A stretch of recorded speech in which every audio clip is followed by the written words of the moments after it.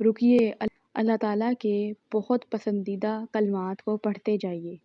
رسول اللہ صلی اللہ علیہ وآلہ وسلم نے فرمایا، اللہ کے نزدیک سب سے زیادہ پسندیدہ کلمات ہیں سبحان اللہ والحمد للہ ولا الہ الا اللہ واللہ اکبر۔ تم ان میں سے جس کو چاہو پہلے کہو، کوئی نقصان نہ ہوگا۔ پریشانی کی صورت میں اور گھبراہٹ میں اس دعا کو پڑھا کریں۔ رسول اللہ صلی اللہ علیہ وآلہ وسلم نے فرمایا، میں تمہیں ایسے کلمات نہ سکھا دوں جو تم پریشانی کی صورت میں پڑھا کرو، یعنی اللہ اللہ ربی لا اشرک بہ شیئا، اللہ اللہ ہی میرا رب ہے، میں اس کے ساتھ کسی چیز کو شریک نہیں مانتی۔